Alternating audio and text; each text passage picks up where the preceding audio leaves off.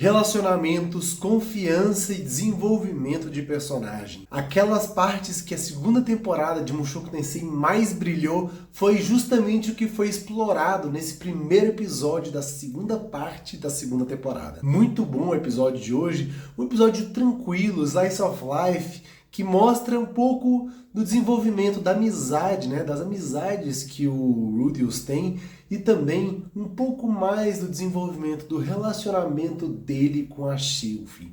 Cara, esse episódio, Mushoku Tensei nessa segunda temporada, ele tá realmente mostrando um pouco mais daquilo que ele pode ser com relação a personagens, desenvolvimento deles, história e criação e construção de mundo. Muito bom que foi sendo mostrado, né? A gente começou o episódio ali com o Rudeus, né, justamente logo depois do final da temporada passada, com ele sendo curado ali daquela doença que ele tava.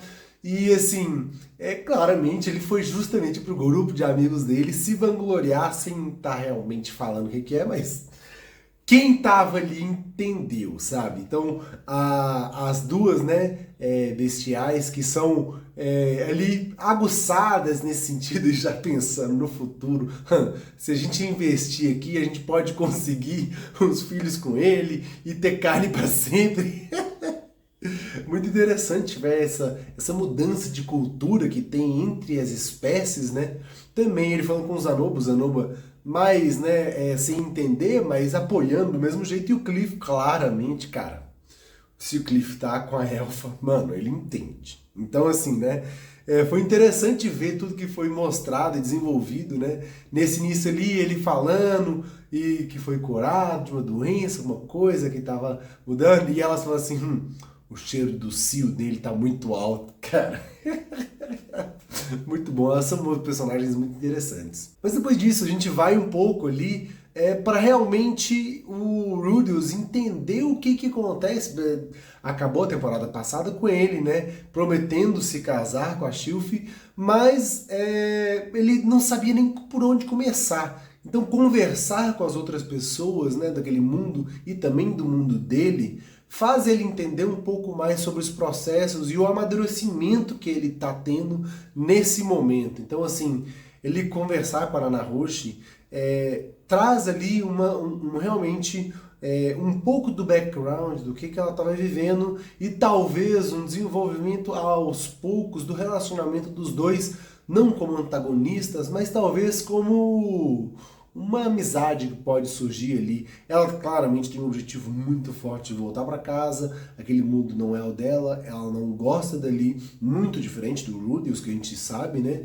Mas, querendo ou não, ele é um ponto de apoio, né? É a âncora que ela tem nesse mundo, do mundo dela. A única pessoa que entende ela, a única pessoa que fala a língua dela, sabe? Então é interessante ver esse desenvolvimento aos poucos do relacionamento dos dois, talvez uma confiança. Isso pode vir mais pra frente a ser uma coisa interessante que vai ser desenvolvida, talvez com o Deus Dragão, não sabemos. Ali depois ele conversando com os amigos, falando, né, que qual que é o próximo passo? O próximo passo, logicamente, é comprar uma casa. Então, você não tem uma casa ainda?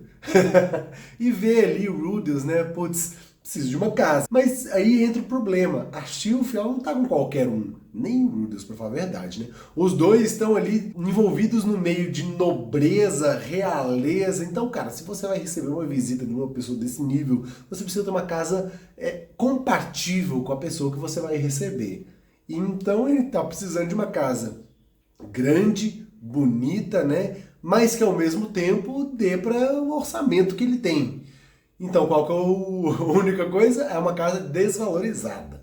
E ali, muito interessante ver, porque o tempo inteiro a gente ficou refletindo se realmente existem fantasmas nesse mundo, ou se são tudo monstros, existe uma pós-vida e aqueles feitiços, necromancia. É uma coisa que eu ainda não vi ser desenvolvida em Mushoku Tensei. Então ficou o questionamento ali se esses fantasmas que poderiam estar ali, né, depois a gente viu que não são, eles existem de verdade ou são superstições? Mas eles investigam a casa inteira e não encontram nada.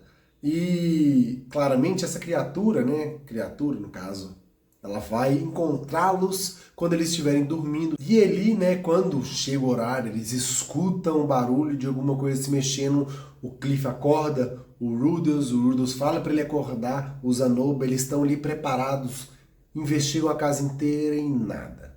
Não encontram nada, mas essa criatura já estava à espreita e o Rudeus sabia disso. Então, muito provavelmente, quando eles voltassem, eles seriam atacados. Preparando isso, ele foi tentando identificar e ali, cara, putz, eu achei que ia sair, sabe aquelas criaturas japonesas, aquelas meninas com cabelo caído, monstros nesse sentido, eu achei que ia ser uma coisa assim, estilo Miyoruko-chan, sabe aqueles monstros de Miyoruko-chan? Pensei que ia ser uma coisa nesse sentido, e quando ela veio se arrastando com todos os membros, eu falei assim, cara, é uma coisa assim. Mas não, o Zanoba foi o único que identificou, né? Inclusive o Rudeus teve uma reação rápida, viu o que ia acontecer com o olho dele, mas o dano que ele jogou, do jeito que ele jogou, não foi suficiente. Ele também se assustou, ficou ali, né? O sobrenatural, ele meio que ele dificulta isso. E o Zanoba, por ter identificado de primeiro momento que era um boneco, ele já foi assim pra frente. E foi interessante ver um pouco mais dos poderes dele. Ele não só tem uma super força, o cara é um tanque de guerra, meu irmão. Ele tomando dano ali no peito como se fosse nada. E só arranhando assim, só que nem arranhando a pele dele. Só a roupa.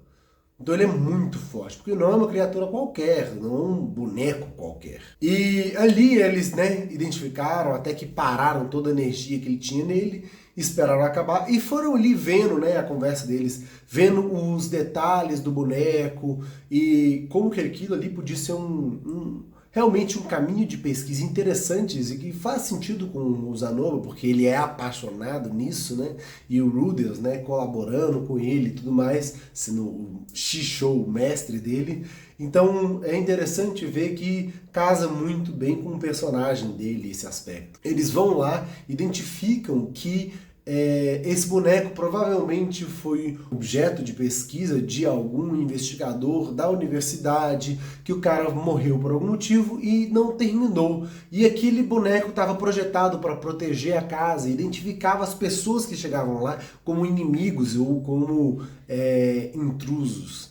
E ali, depois deles saírem da casa e tal, as conversas que eles tiveram, você me chama pro seu casamento, né, como o Cliff falou e tal, ele falou, mostra mais realmente o desenvolvimento da amizade que o Rudeus está criando. O Rudeus era uma pessoa sozinha, tinha só a Sylph, depois a única pessoa que ele tinha saiu e abandonou ele, né, que é a Aerys, e também, né, o Rudyard, que tinha suas intenções de mudar, né, a percepção de todos com relação à espécie dele.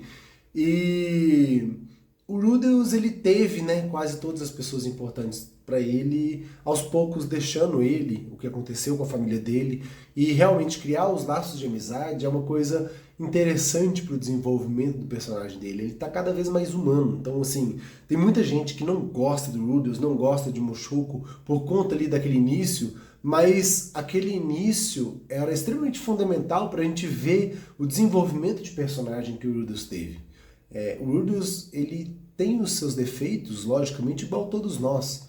E ele precisa trabalhar nisso, e ele está trabalhando, né? Não quer dizer que ele vai acertar todas as vezes. Ele não acerta, né? Logicamente. Mas ele tenta. E ele continua tentando, continua mudando e continua se redimindo pelos erros que ele teve no passado. Os aspectos, né, dele identificar, por exemplo, os desejos do Zanoba, querer, né, ser útil não só com dinheiro, mas sim como para ele ter realmente um significado naquilo, de realmente ter contribuído, né, ter dedicado a si para aquela pesquisa, para as conquistas que elas pudessem ter. E foi bonito ver o Rudeus identificar isso, sabe? Ele vê que não era só porque ele gostava de bonecos, é mais. E aquilo foi um aprofundamento da relação dos dois, né? Da amizade que eles têm. Mostra que o Rudeus realmente amadureceu. Ele está cada vez mais pensando nos outros, está cada vez mais conseguindo ver, né, o motivo sem manipular por trás dos panos, igual ele fazia muito na primeira temporada. Ele faz as coisas, às vezes, porque ele realmente vê que aquilo vai ser bom para outra pessoa. de maneira altruísta, né? É como uma amizade verdadeira tem que ser, né? E o Cliff e ele ali naquele momento foi interessante. Mas realmente a coroação, a cereja do bolo, a melhor parte foi o Rudels com a Sylph, né? Ele mostrando a casa e ela toda sapeca ali, mostrando que ela já sabia o que estava rolando, claramente, porque ela não ia ficar parada, ela tem suas conexões, né? Por ser, né? Relacionada com a princesa. E ela já sabia, mas ela estava emocionada e ela estava alegre do mesmo jeito. E ele continuou, feliz, os dois mostrando para ela cada cômodo, a restauração que ele fez da casa deles.